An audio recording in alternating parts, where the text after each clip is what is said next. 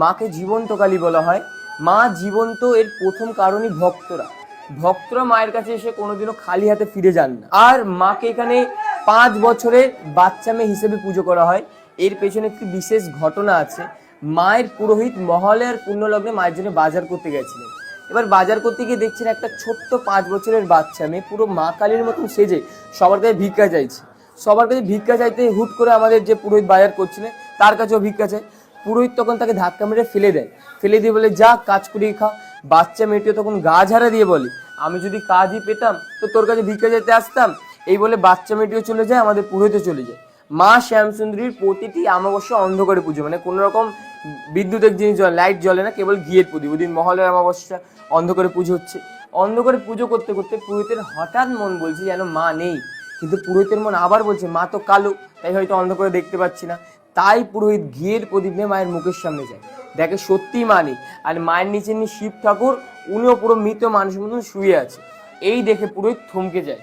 থমকে আবার কিছুক্ষণ পরেই পুরোহিতের পেছন থেকে ছুম ছুম করে নুপুরের আওয়াজ হয়, আর ধাপ করে শিবের বুকের উপর একজনের ডান পা পড়ে। আর যেই বাচ্চা মেয়েটাকে ধাক্কা মেরে ফেলে দিয়েছিল সেই বাচ্চা মেয়ের মুখ ওই অন্ধকার থেকে বেরিয়ে আসে।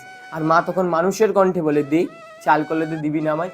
এই শুনে পুরোহিত অজ্ঞান হয়ে যায়। এবার অজ্ঞান অবস্থায় মা ওনার মনে মনে বোঝাচ্ছেন, আমি শুধু বড়লোকের মা নই রে, আমি গরিবেরও মা। তাই এবার থেকে যে কোনো ভক্ত এক মুঠো চাল আর একটি পাওয়া কলে দিয়ে মাকে পুজো দেয়, মা তাদের প্রতিটা মনের বাসনা পূর্ণ করেন। আর তখন থেকেই বলা হয় ওই 5 বছরের বাচ্চা মেয়েটি আজ পর্যন্ত শিব ঠাকুরের বুকের ওপর বিরাজমান।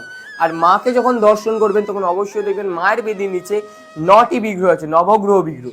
এই বিগ্রহ থাকার পেছনে একটি বিশেষ কারণ, আমাদের মানুষ জীবনে অনেক রকম দোষ হয়, মাঙ্গলিক কাজ ও গ্রহজাতীয় দোষ, কর্মফল অনুযায়ী। এই দোষ থেকে মুক্তি পাওয়ার জন্য মানুষ বিভিন্ন পাথর, মাদুলি, কবচ ইত্যাদি যজ্ঞ ধারণ করে, কিন্তু সবার তো সামর্থ্য হয় না এইসব করার।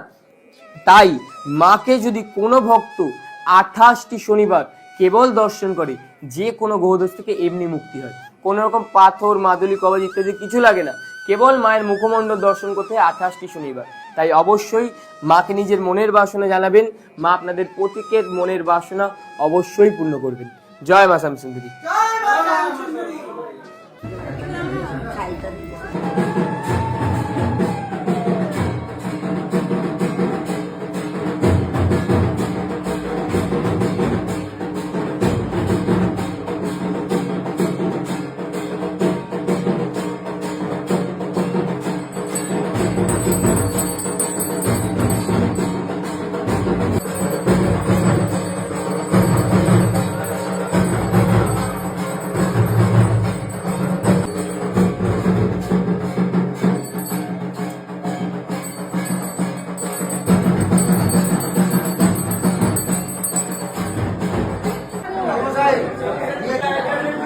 আছে